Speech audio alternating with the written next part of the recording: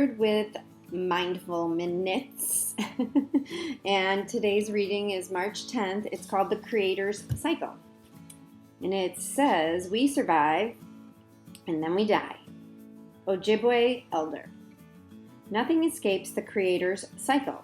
Not plants, horses, trees, birds, or human beings. Not the little of the mind, not the life of the heart, not the life of the spirit. All living things emerge, gather, spark new life, fall apart, die, and emerge in new ways. Each soul is a gust of God's breath unfolding in the great energy that surrounds us like an ever-moving stream. The goal is not to cheat death, but to live in the stream with a humility and aliveness that only an acceptance of death can release. When we try to deny death, we can grow sick from frantically chasing any challenge that will occupy our minds. In living the other extreme, we can grow sick from thinking only of death, from letting death be all that we see. This makes a sad career of fear. Beyond all design and desire, we survive, and like stones that are eroded by forces that can never be seen or stopped, our reward is the pain and wonder of bearing our inner beauty to the sky. What we carry deep within, if we live honestly, will inevitably be worn outwardly. The experience of living this fully has nothing to do with removing ourselves from the Creator's cycle. Too often we struggle stubbornly in an attempt to protect ourselves from the friction of being alive. While it is precisely that friction that works our spirit into a seeable gem. We are more malleable than we think, more durable and challengeable than all hope. Thin and fragrant petals do not hide from the wind. They survive to die and break ground again. Even within one life, we shed and reroot. We break, bleed, and rearrange into yet another beautiful thing that learns how to reach.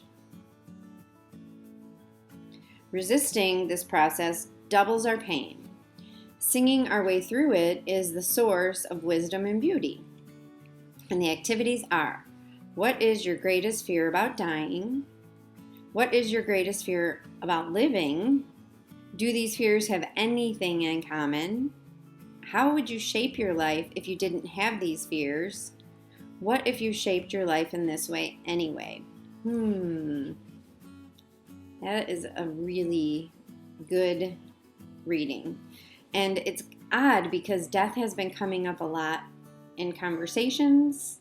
Unfortunately, a couple people have died that I know of and that are slightly a degree away from me.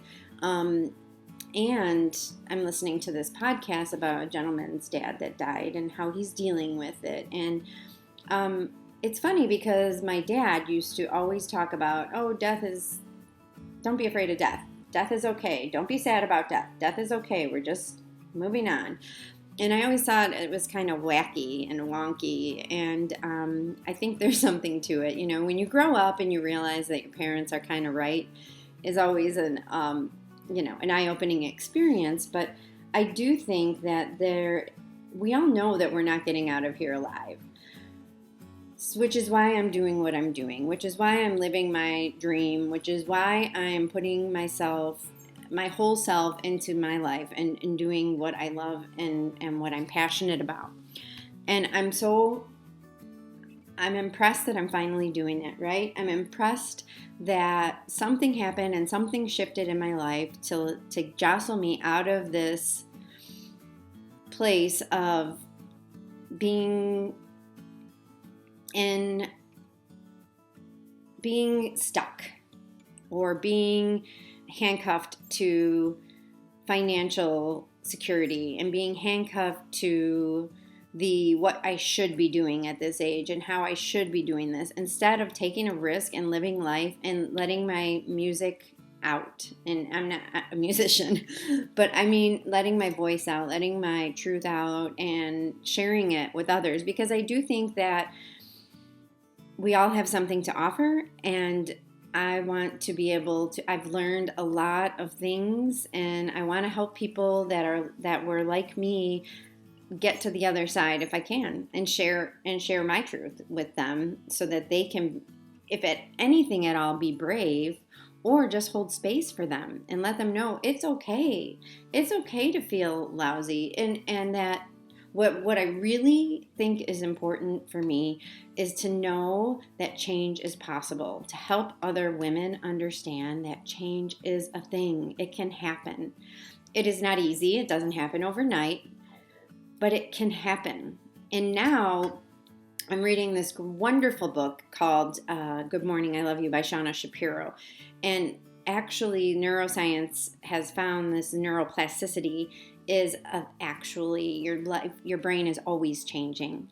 So we can change those neural pathways that we've developed and held on to for our whole lives and become something that we want to become, and feel whole and feel ourselves. So I am just extremely grateful and honored that somehow this universe has kicked me out of the nest, made me make a new choice, and that I'm actually doing something with it. And wherever it goes is where it goes. I'm excited. It's been an adventure. And has there been fear? Yes, 150 million times there's been fear. But if there wasn't fear, there wouldn't be courage. And I never thought of myself as a courageous person, but I think that is a new skill that I am developing. It's a new neural pathway in my brain. So I hope you are developing a new skill today. I hope you come back tomorrow. I am Vicki Rude with Mindful Minute. You can check me out at vickirude.com. Be well and namaste.